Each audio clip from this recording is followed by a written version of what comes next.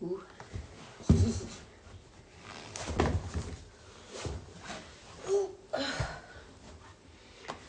Je suis tout seul. Chantal, la première connectée, quoi. Au taquet. Oui. Alors, comment je peux inviter Estelle?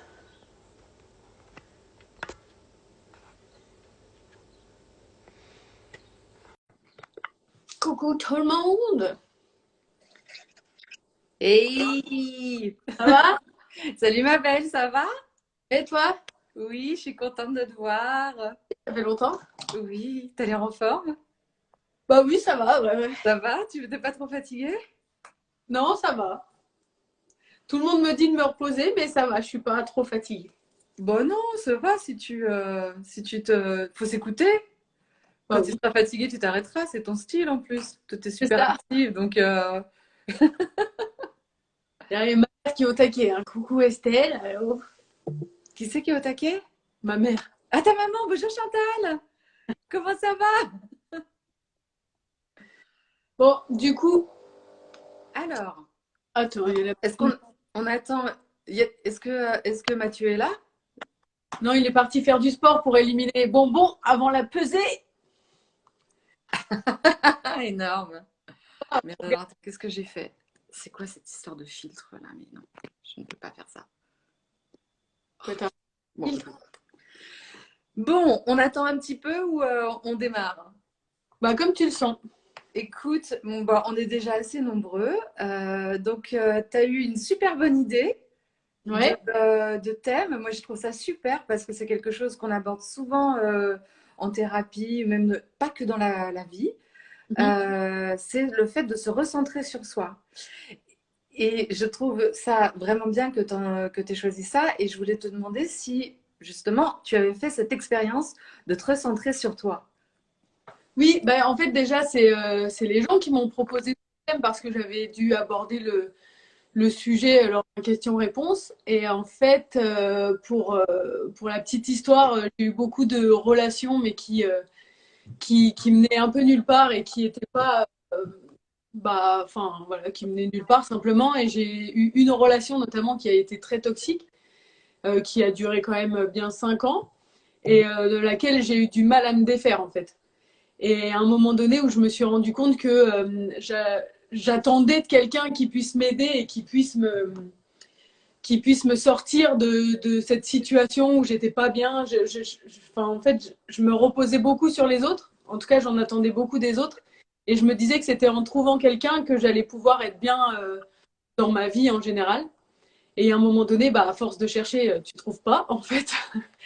Et donc, du coup, il y a un moment donné où j'ai juste décidé d'arrêter de chercher, et d'arrêter de trop donner aux autres, d'arrêter de penser plus aux autres qu'à moi. Et à ce moment-là, je ne sais pas si on peut appeler ça se recentrer sur soi, mais en tout cas, j'ai décidé de faire ce qui me tenait à cœur et tout ce que je mettais de côté depuis des années pour pouvoir essayer enfin de Hmm. trouver quelqu'un qui fit après avec tout ça, quoi. Bah alors, tu démarres fort. Tu viens d'aborder vraiment les trois trucs les plus importants. Avant toute chose, euh, pour parler de se recentrer sur soi, ça veut dire qu'on ne l'est plus. Ça veut dire qu'il y a quelque chose qui est excentré. Ça veut dire qu'il y a quelque chose en soi qui n'est pas aligné avec sa vie. Et quand tu dis que tu as été dans une relation toxique, ben, c'est le principe de la relation toxique en fait. Et c'est Mm. bien souvent à ça, c'est vraiment ce point qui indique que le partenaire avec lequel on se trouve, le ou là, hein, parce qu'il y a aussi des femmes qui sont toxiques, Oui. euh, n'est pas bon pour soi. Pourquoi? Parce que on pense plus à soi, on s'appartient plus, on fait plus de choix pour soi, on fait des choix pour l'autre, en fonction de l'autre, en faisant toujours attention. Et ça dépersonnalise. C'est hyper important de connaître ce mot parce que c'est caractéristique des personnalités toxiques. C'est-à-dire qu'ils vont transformer la personne que tu es en autre chose. C'est comme si on t'aspirait. Tu sais, je sais pas si tu as vu Harry Potter, mais voilà, c'est ça, qui t'aspirent comme ça. Ben, c'est exactement ça. Les personnalités toxiques, elles font ça. Elles te font pas forcément mourir, mais elles t'aspirent la moelle psychique. Mhm. Et l'autre chose qui est importante, c'est la nécessité de le faire. C'est-à-dire que quand tu arrives à t'extraire de cette situation, bien souvent, moi j'ai des patientes qui me disent: ah mais non, mais je ne peux pas faire ça parce que c'est égoïste, gna gna gna. En fait, pas du tout. Ça n'a rien à voir d'être égoïste et de penser à soi. C'est hyper important de penser à soi en premier. Pourquoi? Parce que ça veut dire tout simplement qu'on s'autorise à exister en tant que sujet pensant. C'est-à-dire qu'à partir du moment où on peut dire je suis, alors j'existe. Et ça passe par le fait de se faire passer en premier. Oui, mais souvent le souci c'est qu'on veut trop faire plaisir. Enfin, moi je sais que j'étais dans cette optique-là. J'étais dans l'optique où la personne en question avait eu une enfance un peu difficile, avait vécu des choses vraiment pas simples dans sa vie et j'avais un côté où moi j'étais mal à l'aise de pas avoir connu tout ça en fait, qui est un déséquilibre dans notre enfance. Et je voulais lui montrer que c'était possible d'être heureux et de construire une famille et de construire quelque chose à deux et que tout n'était pas individuel, etc. Donc c'est vrai que je pense dans ces moments-là, en fait, tu veux tellement rendre l'autre heureux et tu veux tellement lui donner que tu t'oublies complètement. Et en fait, Exactement. le genre de personne parfois un peu mal payante à ce moment-là, et ben, il plonge dans la faille et en fait, c'est à ce moment-là où il te prend tout et qui fait en sorte que tu puisses plus sortir de ce cadre-là, quoi. Absolument. Ça fait partie de la dynamique aussi de la toxicité, c'est-à-dire mettre l'autre dans la position de t'aider. Alors forcément, avoir une enfance difficile, ça peut être un moyen de faire pitié, d'attirer la compassion sur soi. Le problème, c'est que quand on attire beaucoup la compassion sur soi, ça engendre un déséquilibre. Et d'emblée, la relation est déséquilibrée. Malheureusement, ces personnes-là choisissent pas n'importe qui et choisissent des personnes qui vont avoir un peu une âme d'infirmière. Et d'ailleurs, ça s'appelle le syndrome de l'infirmière, c'est-à-dire que ce sont des personnes, hommes ou femmes, mais souvent les femmes, qui vont avoir envie d'aider pour se rendre utile. Pourquoi? Parce qu'on a l'impression de ne pas être aimable comme on est et qu'il faut faire beaucoup pour être aimé. Donc passer par sauver l'autre, bah c'est le jackpot, quoi. Sauf que ça ne marche pas. Non, ça marche pas du tout parce qu'en fait, tu t'oublies toi complètement et au moment où tu te rends compte que cette personne est toxique et qu'en fait, tu n'arriveras jamais à la sauver parce que les blessures, elles sont trop profondes et qu'en fait, l'élément déclencheur, ça sera jamais toi. Il faut que ça vienne de cette personne-là. Et ben toi, t'es plus que les miettes de toi-même et puis après, c'est à toi de tout reconstruire tout seul. Donc, c'est vraiment. Exactement. Alors, je te propose qu'on regarde un peu les questions. Il y en a une qui vient de passer qui est intéressante pour Ouais. démarrer. C'est Sandy Roxy 09. Est-ce que les gens toxiques sont conscients de l'être? Hum, moi, Alors, je dirais qu'ils ont quand même une certaine conscience, hein. alors oui, ils en ont parfaitement conscience, sauf que c'est pas du tout culpabilisé. Donc, ça ne les empêche pas de faire quoi que ce soit, puisque faire souffrir l'autre, à partir du moment où on se sent pas coupable, faire souffrir l'autre, ça n'a pas d'importance. Oui, et puis de toute façon, je pense qu'à un moment donné, même quand ils se rendent compte de leurs erreurs, etc., ils vont toujours faire en sorte de rejeter la faute sur toi parce que toi, tu es capable de te remettre en question et tu es capable de prendre les critiques. Alors que eux, pas du tout, quoi. Ils sont complètement hermétiques et de toute façon, il n'y a rien à faire. Enfin, ma mère m'avait dit à l'époque, je m'en souviens, elle m'avait dit, mais en fait, tu peux pas, quand tu viens de deux mondes différents, c'est triste, mais tu pourras rien faire pour cette personne. Et moi, j'avais tendance à dire, bah oui, mais il est conscient qu'il a eu une enfance difficile, il est conscient, enfin voilà, genre comme si vraiment il y avait quelque chose de possible parce que c'est un être à part entière, c'est pas sa famille qui va définir qui il est, tu vois. Exactement. Mais au final, bah, elle avait pas si tort parce que tu te rends compte que je pense qu'il y en a très peu quand tu viens d'une bulle qui est toxique, qui arrive vraiment à s'en défaire. Enfin, je sais pas, ça après. Ça, c'est une question qui est hyper compliquée parce que souvent on me la pose et la particularité de la toxicité, c'est que quand c'est vraiment, ça fait partie de l'organisation psychique, on ne change pas. L'organisation psychique, c'est un peu comme ta colonne vertébrale psychique et on ne change pas de colonne vertébrale. Donc, il y a des personnes qui vont être plus ou moins toxiques, qui vont rentrer dans la catégorie des pervers narcissiques, mais il y a des personnes qui vont avoir des traits toxiques sans pour autant être vraiment des personnes très nuisibles. Ouais. Mais en général, le changement, que ce soit pour des personnes toxiques ou que ce soit pour des personnes qui posent problème ou qui ont des problèmes, un changement ne peut être modifié, enfin, un problème ne peut être modifié, non, pardon, un comportement ne peut être modifié que s'il pose problème. C'est-à-dire qu'à partir du moment, si par exemple tu te comportes mal, mais que toi ça ne te dérange pas, si tu n'as pas d'empathie pour l'autre, il n'y a pas de raison que tu changes. Ouais.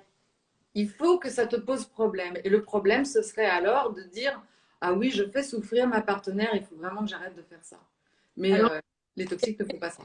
est-ce qu'il y a une différence entre personnes toxiques et pervers narcissiques?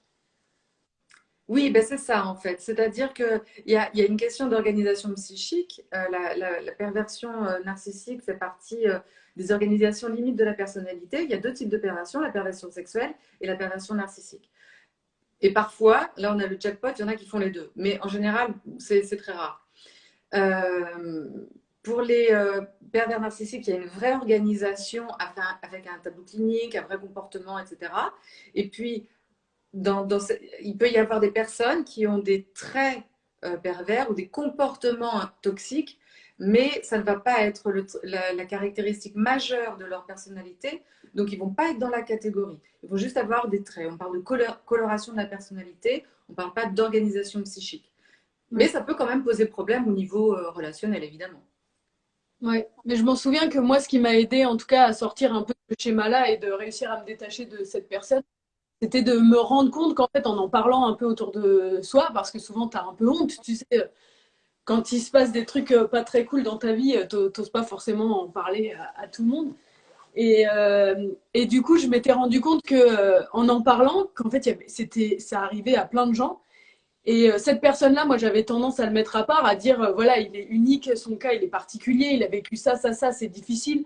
Voilà, il a sa manière de fonctionner, etc. Il a quand même des bons côtés et tout ça. Et en fait, non, je me suis rendu compte que c'était un type de personne et qu'il y avait des mimiques que tu retrouvais. Enfin, tu vois, il y a des mimiques, il y a des mots, il y a des manières de se comporter, en fait, qui sont propres à ce type de personne-là. Et du coup, c'est le fait de me dire que c'était un type de personne et non une personne isolée qui m'a Mhm. aidé à me dire, mais c'est pas moi le problème, en fait. Le problème, il vient de l'autre parce que, clairement, c'est une maladie. Enfin, c'est pas moi qui cause tout ça, quoi. Mais c'est tout à fait juste ce que tu dis et c'est très important de ne pas rester isolé. C'est très difficile de ne pas être isolé par une personnalité toxique parce que la première action du toxique, ça va être justement d'isoler son partenaire ou sa partenaire. Et quand tu es isolé, mais tu n'entends plus en fait. Tu n'as plus tes copines qui t'entendent parler, à qui tu peux te confier, et puis qui te disent, attends, mais il déconne là, mais arrête, là franchement, il va trop loin. C'est très compliqué. Et en général, les personnes toxiques ont vraiment un sixième sens. Ils repèrent très vite dans l'entourage les personnes qui vont être une menace pour eux, à Mhm. savoir les personnes qui vont être les plus fines et qui pourraient mettre à mal leur organisation toxique autour du partenaire. Et là, c'est les premières personnes qui gèrent en général. Ouais. Donc, il ne faut pas s'isoler et il faut parler de son couple autour de soi. Et surtout, je n'ai de cesse de le répéter, faites confiance à votre intuition. Ouais. À Après, parce que même quand tu dis d'en parler autour de soi, en soi, enfin, je sais que moi, mes copines, elles avaient beau me dire, enfin, je savais ce qu'il en était. Mais en fait, tu es tous les jours avec cette personne et tu te dis, mais c'est pas possible, je vais y arriver. Tu vois, quand tu es Oui, déterminé, tu as l'impression que t'es pas loin du but, tes copines, peu importe ce qu'elles te disent, et même avec le recul, quand tu vois des images ou des messages ou des choses qui sont quand même fortes et choquantes, t'arrives même pas à te rendre compte que c'est à toi que c'est arrivé. Enfin, tu vois, c'est hyper difficile de de... prendre du recul sur soi. Oui, Ouais. oui. Mais alors, toi, tu avais une difficulté en plus, si je peux me permettre, c'est que tu es quelqu'un d'extrêmement déterminé. Et quand tu as un but, tu vois, c'est ton profil aussi de sportif de haut niveau. C'est-à-dire que quand tu as un objectif, tu y vas et tu l'atteins. malheureusement, l'objectif n'était pas le bon pour toi avec cette personne. C'est-à-dire que tu étais convaincu de pouvoir y arriver. Et c'était un vœu pieux quelque part, parce que c'est ta personnalité et que lui, ça devait aussi beaucoup l'exciter d'avoir une fille super comme toi qui se battait pour lui. Tu vois? Peut-être après, ce qui est difficile, c'est que très souvent, l'entourage a tendance à minimiser aussi ce qui se passe. Tu vois, quand tu racontes, les gens ont tendance à pas forcément croire parce que ils connaissent aussi la personne bien souvent et c'est genre, oui, vous êtes pris la tête, quoi, tu vois, ou tu vois, c'est vraiment des choses. Alors, Bah, je suis d'accord avec toi, mais il n'y a pas que l'entourage qui minimise. Parfois, oui, l'entourage banalise un peu parce que quand l'entourage est en difficulté et ne sait plus quoi dire, alors, tu vois, ils essaient de rationaliser. Mais il ne faut pas oublier aussi que les personnes qui sont dans ces dynamiques, quand elles sont vraiment dans la merde, vraiment où elles se sentent seules, où elles savent au fond d'elles que la situation est particulièrement déconnante, elles n'arrivent pas à dire les choses pour de vrai. Elles se disent, attends, mais si je lui dis que il m'a interdit de sortir hier soir parce que je voulais mettre ma robe bleue et qu'il préfère la verte, et que en fait la verte elle n'était pas propre, donc du coup j'ai pas pu sortir, il a préféré que je reste à la maison plutôt que. Enfin, tu vois, des trucs de dingue comme ça, tu te censures. Et à partir du moment où une personne qui est dans les filets de quelqu'un de toxique se censure, c'est mort. C'est-à-dire que la manipulation est tellement agie qu'on la fait sienne. Et on ne devrait pas avoir à se censurer. Il faut faire appel à un tiers. Si les amis ne sont pas disponibles, il faut faire appel à des psys. On est formé pour ça, on est là pour aider les gens dans ces situations-là. oui, mais quand tu fais déjà un pas vers ça, c'est que tu as envie de t'en sortir, mais t'es pas encore sûr. Moi, l'élément déclencheur, je sais que ça a été le fait qu'il agisse, en tout cas devant témoin. Tu vois, qu'il ait des actes ou des paroles ou des choses devant des amis qui ont pu à ce moment-là dire oh, mais il est complètement fou, tu vois. Et du coup, à ce moment-là, tu te dis ouais, ok, c'est pas moi. Même ce que je racontais, il réalisait pas vraiment, mais là, le fait que ça se passe devant, Absolument. tu Alors, vois. c'est ce que tu disais tout à l'heure, c'est pour ça que je pense qu'il faut continuer d'en parler, même si tu as l'impression que ton entourage ne t'entend pas ou il n'est pas forcément du meilleur conseil. Il y a un moment, on dit les choses à voix haute, pas forcément pour avoir une réponse, mais ça aide aussi de se l'entendre dire. Mhm. Et c'est à force de dire les choses qu'on peut l'entendre. Et toutes les personnes que je connais qui se sont extraites de situations toxiques ont eu un déclic un jour. C'est-à-dire que parler à voix haute, dire les choses en vrai à n'importe qui, ça permet de s'entendre dire. Et ça s'accumule jusqu'au jour où on va se dire non mais c'est plus possible. Et il y Ouais. a forcément un déclic. Et est-ce que j'ai vu une question plusieurs fois passer, tu sais, vu que je parlais de mimiques qui reviennent régulièrement, est-ce que selon toi, enfin, quelles sont les mimiques des gens qui ont tendance à manipuler? Toi, tu penses qu'il y a des mimiques ou que c'est juste une coïncidence? Je pense que c'est plutôt une coïncidence. Je pense qu'il y a des comportements sociaux euh, qui sont caractéristiques, mais que seule la personne qui en est victime peut voir. Typiquement, il y a une expression en anglais qui dit Street Angel, House Devil. C'est l'ange de la rue et le diable de la maison. Mhm. Et ce sont des gens qui sont souvent très séducteurs, très affables, qui vont être absolument charmants en société et qui vont. Et ce trait de caractère va participer à l'isolement de la proie. C'est-à-dire que quand quelqu'un est absolument charmant en société, si toi tu t'en plains, mais qui va te croire? Tout le monde Les, va dire, mais les quand commentaires. même, elle exagère, hein, il est charmant son mec. Ben non, en fait, non. C'est On ne ça, sait mais jamais ce qui se passe derrière des portes closes. ils tournent tout en général à la dérision et c'est des gens qui sont en général très Oui, sociables.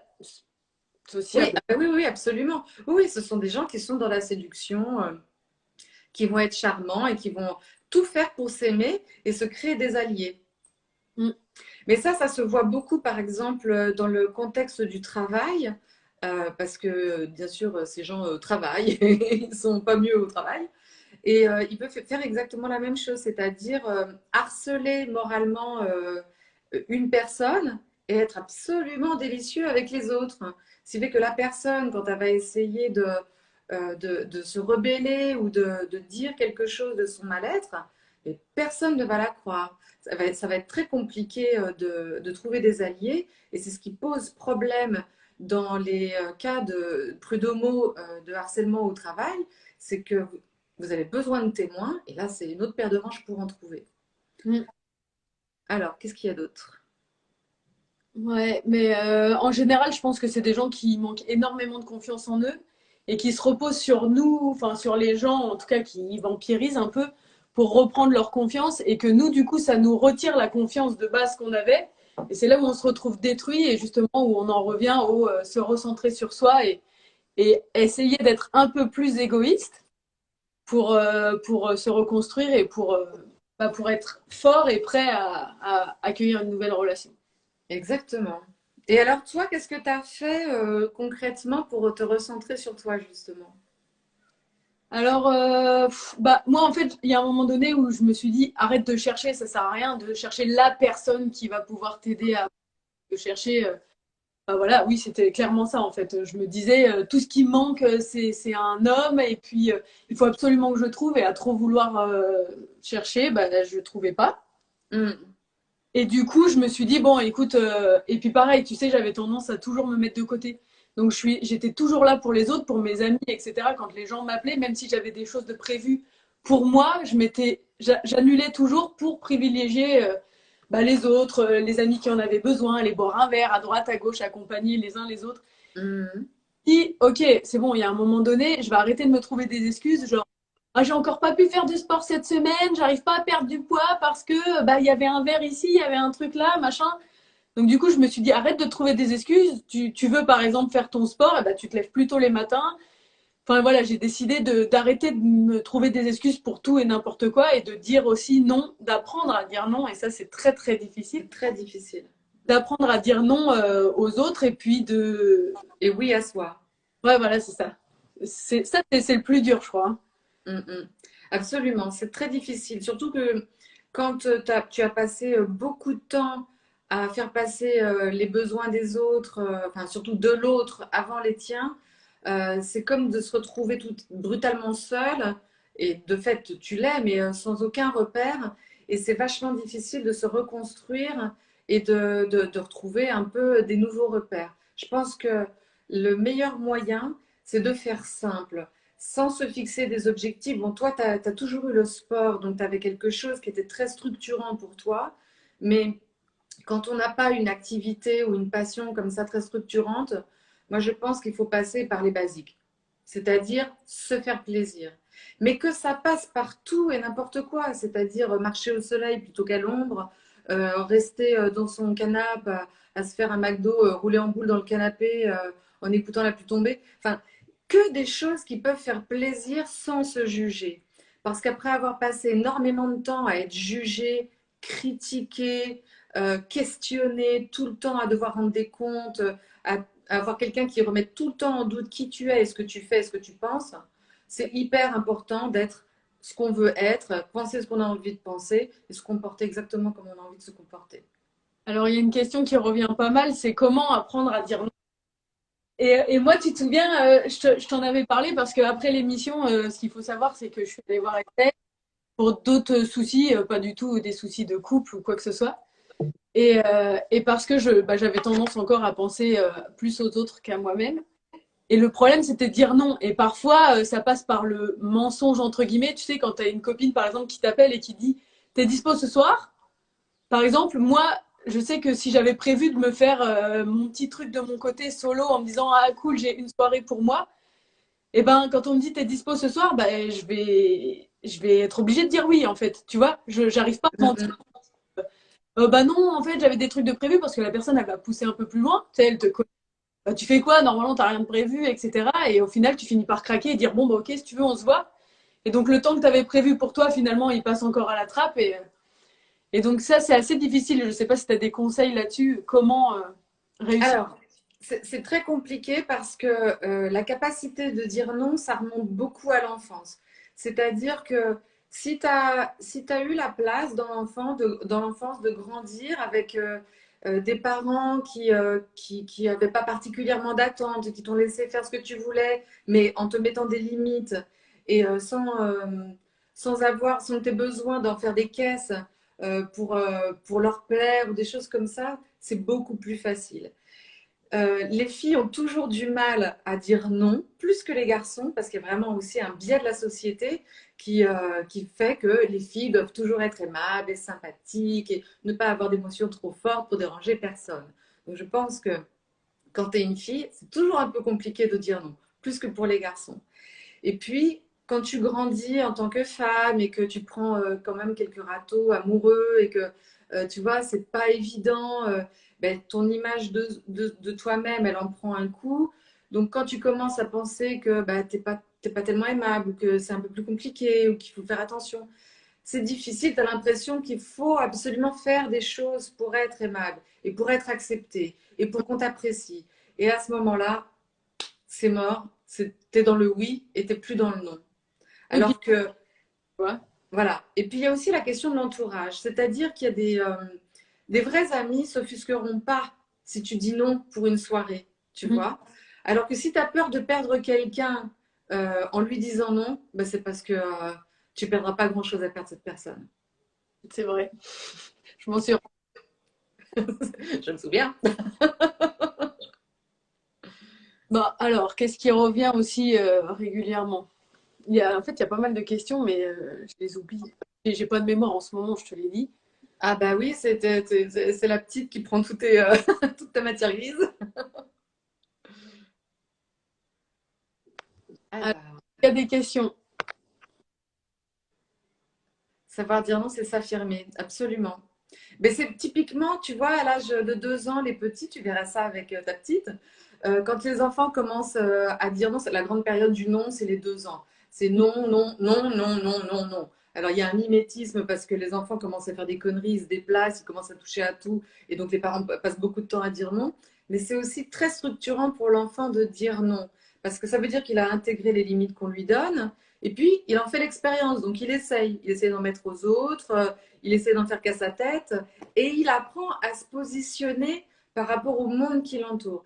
Et ça, c'est crucial parce que un élément très important, c'est les limites psychiques. Ça veut dire respecter nos propres limites, ce qui aide beaucoup pour éviter les relations toxiques et savoir imposer aux autres pour qu'ils respectent nos limites. Et Mhm. aussi respecter celles des autres, ce que les toxiques ne font pas. C'est vrai. Attends, j'avais des questions qui étaient passées, qui étaient intéressantes. Il y avait pourquoi. Alors, il y avait comment réussir à s'en sortir sans couper de tout le monde.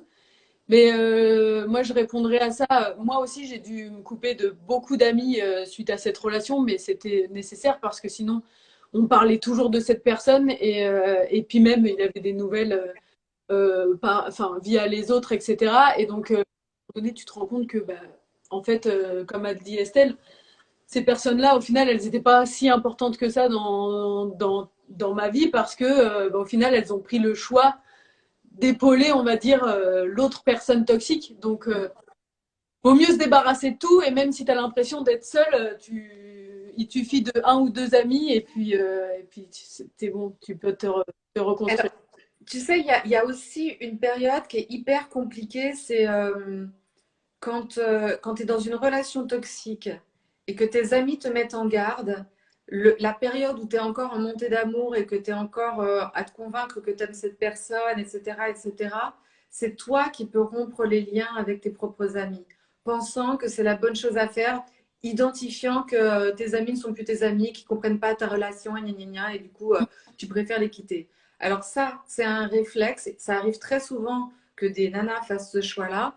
Et bon, ben, c'est assez catastrophique parce qu'elle s'auto-isole. Si vraiment vous êtes des bons amis, il faut accepter que la personne prenne ses distances et juste se dire, elle reviendra quand ce sera terminé. Et ouvrir la porte. Tout le monde a droit à l'erreur, tout le monde a droit à une seconde chance. Et tomber dans une relation toxique, ça peut arriver à n'importe qui. Ouais. Et il y avait une autre question pour toi, Estelle. Si la personne toxique est un parent, Un membre de la famille ou un parent, papa, maman. Ben, c'est la même chose. Enfin, oui, c'est plutôt les parents-parents. Alors, quand on grandit avec des personnes toxiques, ben, c'est très compliqué parce qu'il y a une partie de soi qui est rompue à l'exercice et qui comprend exactement les fonctionnements. Ça ne veut pas dire enfin, qu'on n'en souffre pas, parce que les enfants qui sont élevés par des parents toxiques en souffrent. En revanche, il faut faire attention parce qu'on apprend auprès de ses parents et il faut que vous soyez vigilants parce que vous pouvez aussi développer vous-même des comportements toxiques. Mm. Notamment au niveau de l'empathie, c'est très compliqué. Les personnes qui ne vont pas faire attention aux désirs des autres, mais qui vont tout le temps mettre le leur en avant et qui vont avoir tendance à instrumentaliser les autres sans s'en rendre compte nécessairement. Ouais, après, je pense qu'à partir du moment où tu te rends compte, en tout cas, tu as le recul nécessaire pour te rendre compte que cette personne est toxique pour toi, c'est déjà un pas énorme en fait. C'est déjà Oui, que tu as compris le mécanisme de la personne et que tu as compris que toi, tu n'étais pas forcément d'accord avec la manière d'agir autour d'elle. Et que du coup, la meilleure chose à faire, c'est de prendre du recul et que ce soit de ta famille ou pas. Au final, c'est pas parce que c'est ton sang que qu'il a une valeur ajoutée plus que c'est quelqu'un de bien, quoi. Enfin, exactement. Moi, j'ai beaucoup de patients qui, dans ces situations-là, sont amenés à rompre le lien ou à mettre de la distance avec le parent toxique. Malheureusement, là, il y a la notion d'emprise qui rentre en compte, qui est particulièrement forte quand c'est un parent.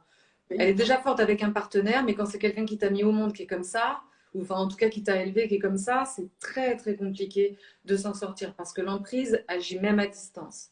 Donc ça demande beaucoup de travail thérapeutique pour arriver à mettre les choses à leur place.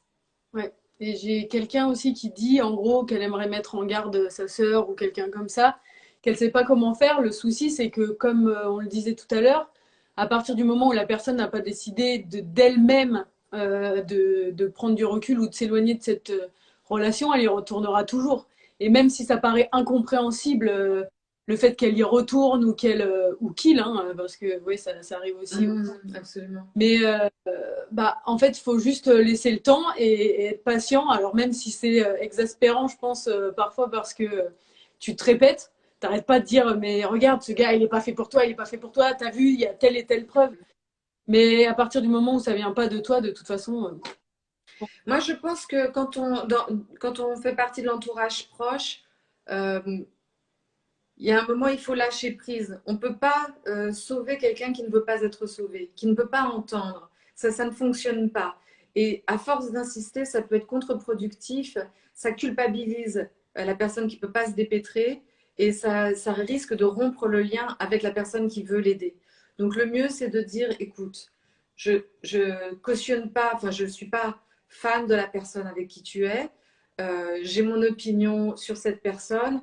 Si tu veux que je t'en parle, je t'en parle. Si tu ne veux pas, c'est pas grave. Toujours est-il que pour l'instant, on va moins se voir, mais quand tu seras disposé, ma porte sera toujours ouverte. mhm. C'est le meilleur moyen pour quelqu'un puisse venir frapper à votre porte pour demander de l'aide.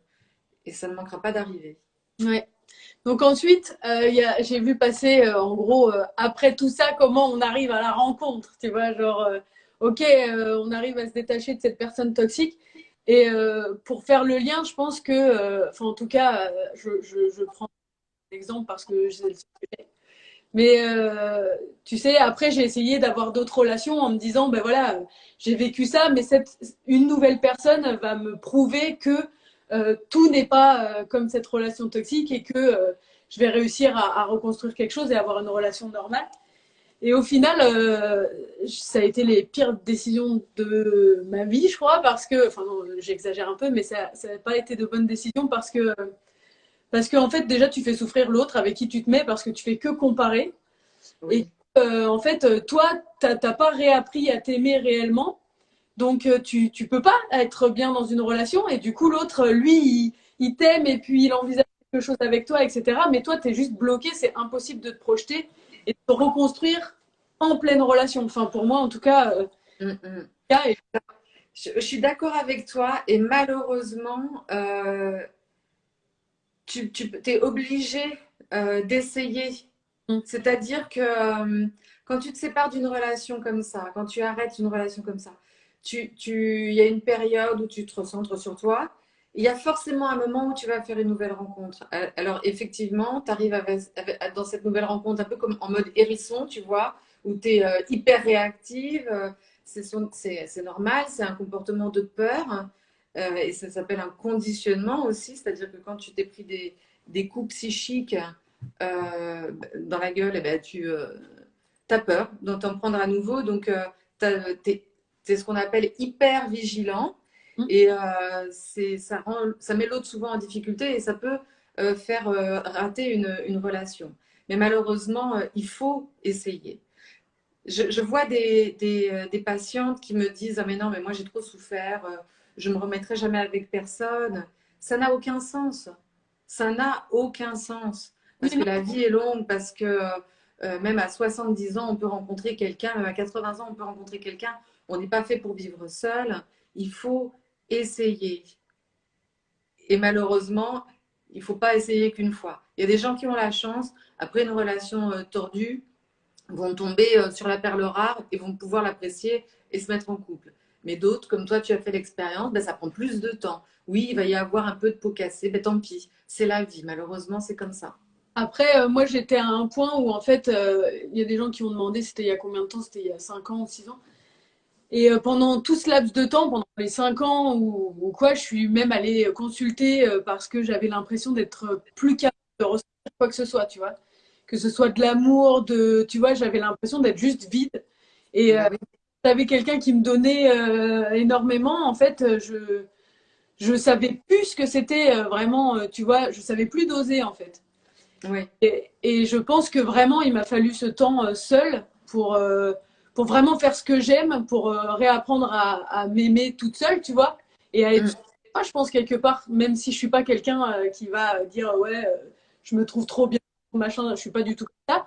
Mais voilà, j'ai appris à réapprécier ce que je faisais et au lieu de passer du temps à rêver sur mon téléphone, à regarder des vidéos de trucs que j'aimerais faire, à regarder des vidéos de personnes que j'aimerais être ou des trucs comme ça, je me suis dit, allez, tu poses tout ça et puis tu essayes de te prendre en main et de les faire, ces choses-là. Et en oui, fait, en s'activant, tu réapprends à ce que t'aimes, en fait. oui, absolument. L'important, tu sais, dans une relation, on veut toujours être bien et de faire les choses bien. Et puis aussi, même dans les relations de couple, les femmes sont conditionnées pour toujours avoir la bonne attitude, ne pas froisser, être réglo, bien faire les choses. Les hommes n'ont pas cette pression-là. Et bien souvent, elles sont encore plus culpabilisées de ne pas réussir à aimer après une relation toxique. Ouais. L'important, c'est pas de réussir à aimer, l'important c'est de ne pas avoir l'intention de blesser l'autre. Il faut pas partir dans une relation en disant je vais me venger. Ça ne marche pas, ça se retourne contre soi et c'est complètement idiot. Parce que ça déplace le problème. Et invariablement, ça se retourne contre soi. Donc c'est complètement idiot. Il faut juste se laisser du temps et lâcher prise sur le fait que non, on n'est pas parfaite et fuck, on n'a pas besoin de l'être. Voilà. Il y a Mathieu qui dit quoi? T'es plus avec Mathieu. Arrête! Il dit ça, les gens, Bon, salut Mathieu. comme quoi on est en rupture, n'importe quoi. Il, Pareil. il fait quoi des rumeurs? Non, mais il y a un article qui est sorti là-dessus, il y a des gens qui nous ont envoyé. Bref. C'est pas vrai. Ouais, si. Bon. Tu sais, dès qu'il y a un petit truc de dit, les gens, ça s'enflamme un peu.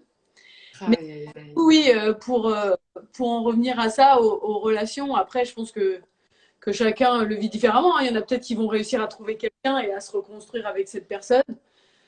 Et puis d'autres qui ont juste besoin de se recentrer sur soi et puis de réapprendre à s'aimer simplement.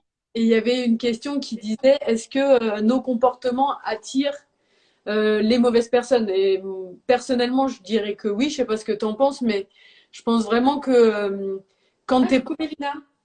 ouais, Pardon. quand t'es pas bien, je pense qu'il y a des personnes qui sont capables de le ressentir et enfin, tu vois, quand t'es faible, qui arrivent à prendre le grappin sur toi, alors que quand t'es bien dans tes pompes, etc., vraiment, t'attires des bonnes personnes. Enfin, moi, c'est la sensation que j'ai eue. Alors moi, je vais te dire un truc. Je pense que c'est pas. Alors, je suis d'accord avec toi. Il y a le comportement. C'est sûr que si tu te comportes comme une victime, tu n'attires pas les bonnes personnes. Mais alors, les filles, je vais vous dire un truc. Et là, je m'adresse vraiment aux filles. Toutes les nanas qui disent Je ne sais pas si j'ai une patiente à qui j'ai sorti ça cette semaine. Je ne sais pas si elle est là, mais toutes les nanas qui disent qu'elles ont un fort caractère et qu'elles ont un gros caractère et qu'il ne faut pas les emmerder, ce sont des... Je ne sais pas comment vous dire. C'est comme si vous aviez une cible sur le front avec, avec le bâton pour qu'on vous tape dessus. Plus vous dites que vous avez un gros caractère, moins on vous croit. Parce que les personnes qui ont vraiment une forte personnalité n'ont pas besoin de le dire, ça se sent. Et quand quelqu'un affiche comme ça d'avoir un gros caractère, c'est ce qu'on appelle un comportement défensif. Mais un comportement défensif, quand il n'y a pas d'agression en face, c'est agressif. Et une personne agressive sans motif, c'est une personne qui est fragile. Donc vous étonnez pas qu'avec un comportement pareil, vous attirez des mecs qui sont mal intentionnés. Parce que eux, ils se disent, elle a un gros caractère, et bon, on va voir.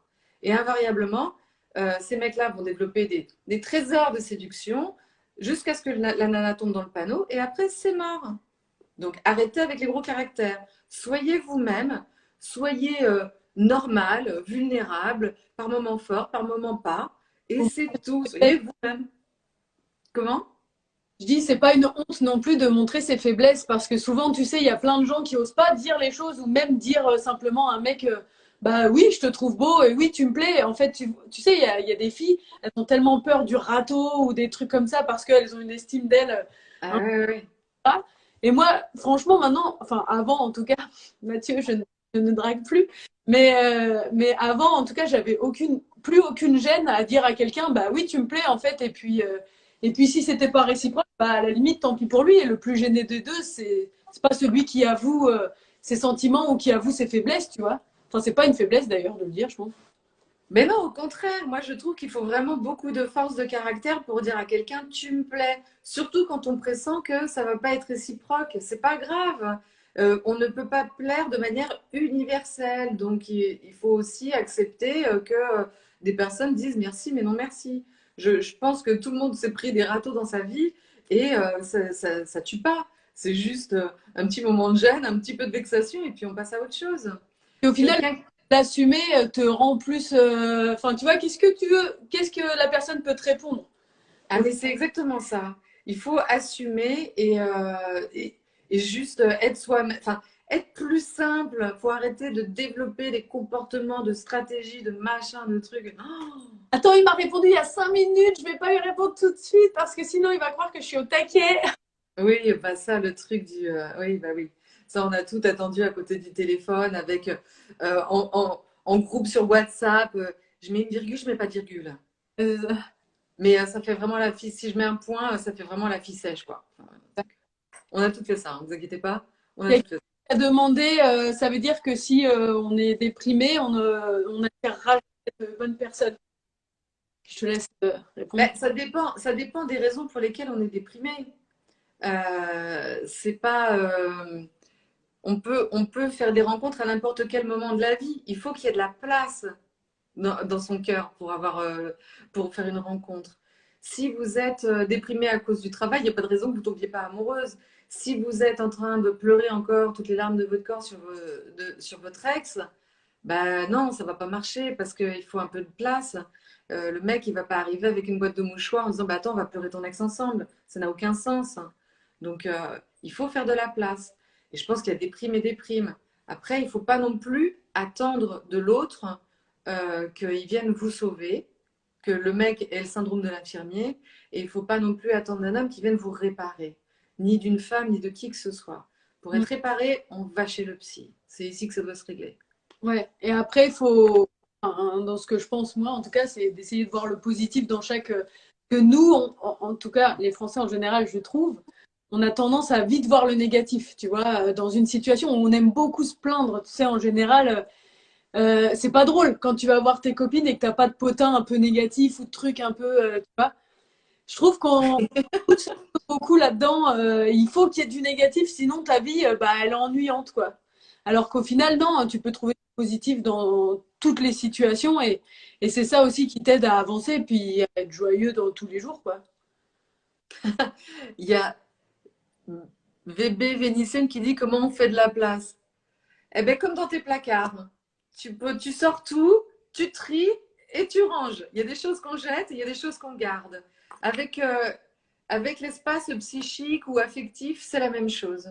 Il faut Voilà. faire un état des lieux, virer les mauvais souvenirs, garder les bons et ranger. Virer les ondes aussi, parce qu'il y a des personnes, par Oui, exemple, des personnes qui se plaignent tout le temps. Enfin, moi, je sais que c'est plus possible. Quand tu passes, pendant mes études, il y avait des filles tous les jours qui se plaignaient, genre, ah, c'est trop dur, c'est trop machin. Ah, je pouvais pas, c'est pas possible. Tu peux pas traîner avec ce genre de personnes parce que elles t'entraînent vers le bas et au bout de 2 semaines, tu as le même discours qu'elles.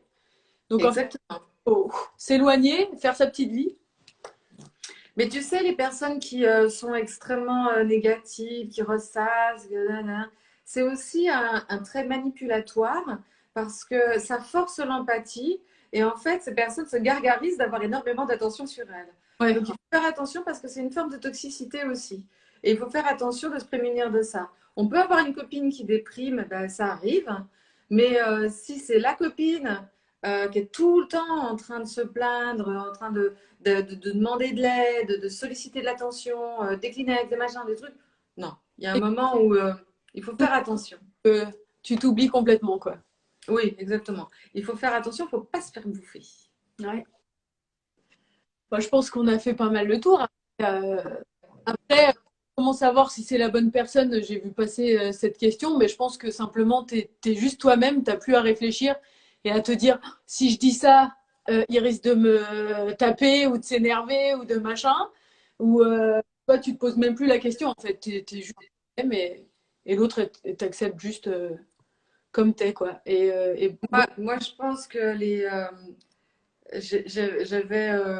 j'avais une amie qui m'avait dit un jour, la bonne personne, c'est, tu sauras que c'est la bonne personne quand il ne cessera pas de t'aimer le jour où tu seras malade, que tu auras les cheveux gras et que tu seras en train de vomir toutes tes tripes dans les toilettes et qu'il te passera juste un petit mouchoir sous les yeux et qu'il te dira comment tu vas. Voilà, c'est ça la bonne personne. les C'est trois, quelqu'un qui est ouais, là.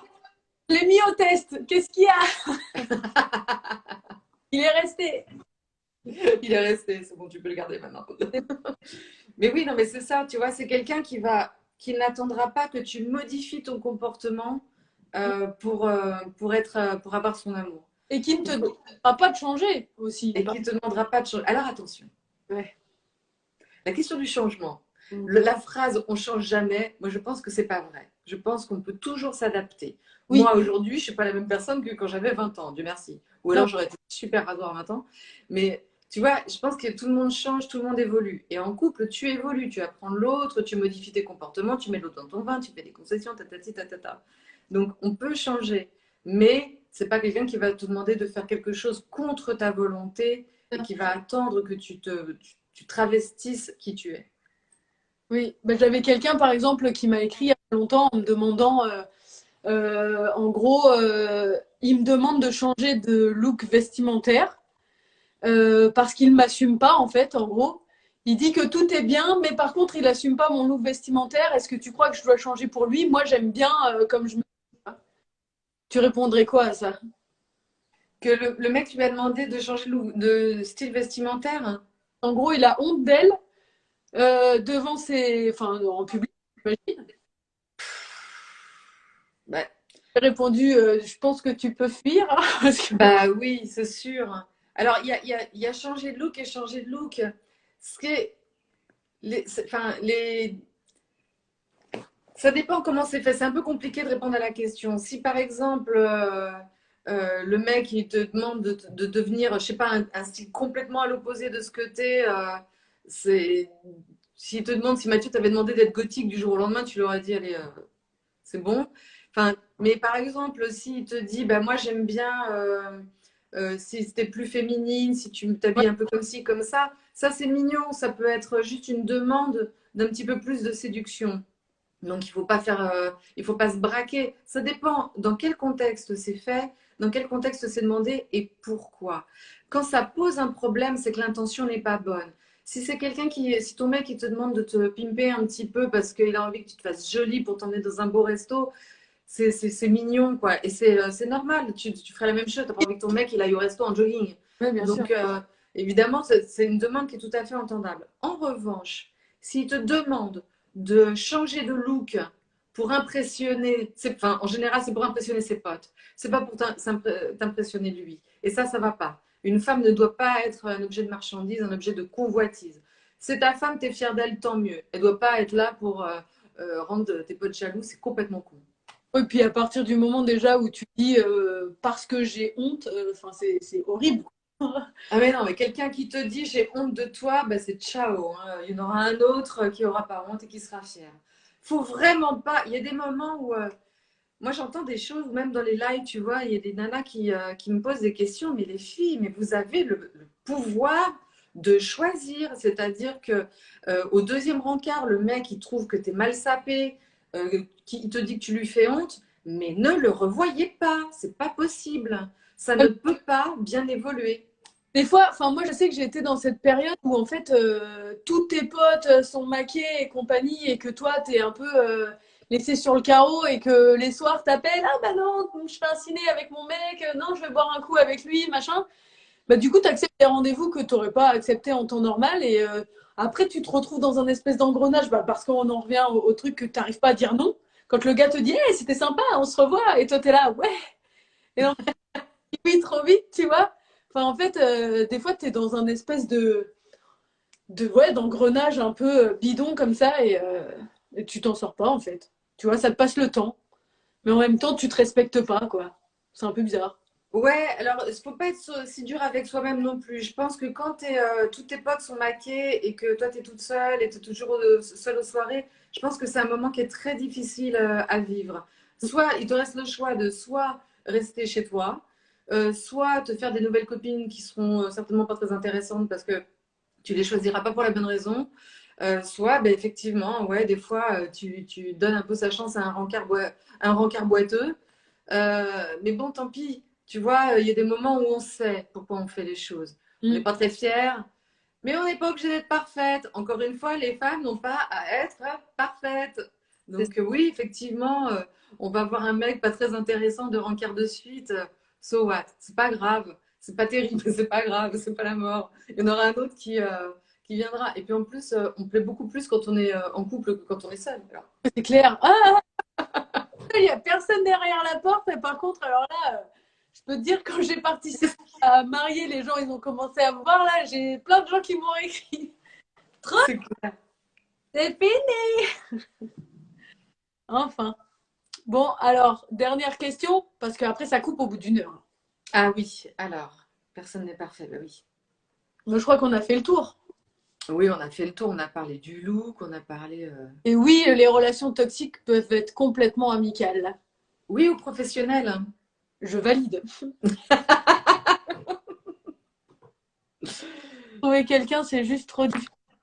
Ah, Mais non, faut pas c'est une... il faut le laisser venir. Ou alors, faut faire.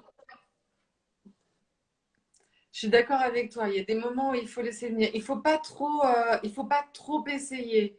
C'est-à-dire que quand on en fait des tonnes comme ça, on force le destin.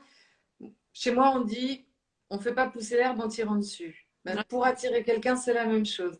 Il faut juste prendre son temps, se recentrer sur soi, arrêter de se demander où on va sortir pour rencontrer un mec, qu'est-ce qu'on va porter pour rencontrer un mec, pour plaire, pour ceci. Non, posez-vous la question de où est-ce que vous avez envie d'aller boire un coup, là, ce soir. Et puis, accessoirement, s'il y a quelqu'un, il y aura quelqu'un, s'il n'y a personne, tant pis, ce sera la prochaine fois. Mais faites-vous plaisir et les choses viendront à vous. Alors, je pense pas qu'il y ait de signe astro spécial pervers narcissique. Non. J'ai vu la question passer, mais je pense que tout le monde peut l'être. Ah, il y a Sophie Gallard qui a lu mon livre. Ben, c'est très bien ça. Merci. Je l'ai aussi. C'est vrai, tu l'as? Ah Oh, oui. oh, t'es trop mignonne. Mais il fallait me le dire, je te l'aurais dédicacé. Ah oui, mais c'était avant qu'on se connaisse, tu vois. Oh, mais je savais pas que tu l'avais. Bah si, il est dans l'étagère. Bon, très bien. Voilà. Ça Bon, parle d'auto-sabotage. on a fait le tour ou pas, Estelle? Écoute, moi j'ai l'impression que oui, on a bien parlé de la toxicité. Je voudrais juste terminer sur une chose par rapport à la toxicité. Non, les filles, vous ne sortez pas toutes avec des pervers narcissiques. Ah, N'oubliez mais pas ça, une chose, mot à la mode. c'est le mot à la mode. Mm. N'oubliez pas une chose, c'est que vous pouvez aussi sortir avec un con. Attends, Ça J'arrive. fait pas de lui un pervers, ça fait de lui quelqu'un qui est juste con. Ça arrive souvent. Et oui. Et ça, c'est terrible parce que, comme disait Lacan, la psychanalyse peut faire beaucoup pour la pathologie mentale. Malheureusement, elle ne peut rien contre la connerie. Voilà. Et tiens, j'ai vu passer la question. C'est ça le livre. Oh, trop bien. Devenir son meilleur allié. Ok. Esther. Ça parle d'auto-sabotage. C'est comment on se retrouve dans des situations, dans des schémas de répétition. Réussir en amour, c'est possible. Voilà. Et et voilà, comment sortir de l'ornière et pourquoi on n'y arrive pas quand on est un grand obsessionnel, qu'on coupe les cheveux en quatre, qu'on pense qu'on est un imposteur, des choses comme ça. Voilà, voilà. Bah, il se lit bien, il se lit vite en tout cas. Je vous le conseille. Bon, merci beaucoup, Laure. Petite pub de fin, même pas. Voilà. Bon, est-ce qu'on a fait le tour, ma biche? Ouais, je te fais des bisous et puis. Ouais. Non, faut que tu ailles faire le petit dîner de ton mari, hein, autrement Non, il va te gueuler. Hein. c'est lui qui fait le dîner. D'ailleurs, Donc, tu manges des bons becs ce soir? j'ai un message à passer à la population. Oui. Laissez passer les femmes enceintes aux caisses. J'en ai marre. Puis comme ça, je pousse mon ventre en avant et tout, personne ne me laisse passer. Personne. Mais oui, mais sur ta story, tu as dit juste que tu avais des problèmes de digestion. Ah, Alors, tu vois, on peut pas comprendre. non, si j'avais compris. Bon, la prochaine fois, on le fait sur l'aérophagie? Ouais, parfait. Tout le monde, mais bon. Bon, ma bichette, je te fais un gros bisou. Je vous embrasse tous bien fort. Ouais, Et ça puis, marche. on se dit à très bientôt. Oui. Si, Ah, il y a mon mec qui dit quoi? Pareil pour moi, faut que tu viennes faire le dîner, chérie. Et puis on met le live en replay. Il y a eu beaucoup de fois la question, mais je le C'est mets. toi qui le mets en replay, c'est pas moi? Ouais, Moi, je peux pas. bah je peux te l'envoyer aussi. Hein. Ah, ben d'accord. Ben alors, tu me l'enverras, je le mettrai en replay aussi. Super. Bon, ben écoute, je te fais un gros bisou. Je te dis à bientôt. Oui, à bientôt. Et, et à bientôt tout le monde. À bientôt les filles. Et surtout, n'oubliez pas, il faut dire non et se faire du bien. Voilà. Bisous. Gros bisous, à bientôt. Ciao, ciao.